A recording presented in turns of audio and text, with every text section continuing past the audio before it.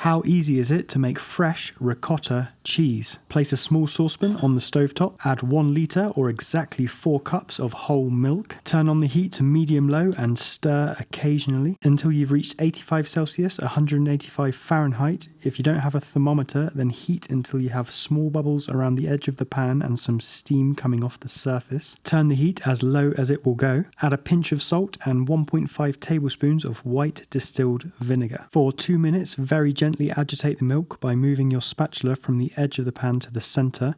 Be very gentle at this point. We don't want to break the curds that are forming too much. Turn the heat off, place on a lid and leave to sit for 20 minutes. After 20 minutes, it's time to strain this ricotta. A lot of recipes say you need a cheesecloth for this, but you don't, as long as you are gentle when stirring before. Now carefully pour the curds and whey through the strainer. You could use a ladle, but this could break the curds more. Leave to drain. 5 minutes for a soft ricotta or 20 minutes for a more firm ricotta. Discard the whey or use it for another recipe. I haven't found one yet that I like. Let me know in the comments if you have a good use for this. Now I like to give the ricotta a gentle press to shape it slightly. This is totally optional. Turn it out onto a plate, season with freshly cracked black pepper, flaky sea salt and extra virgin olive oil and enjoy your fresh homemade ricotta cheese.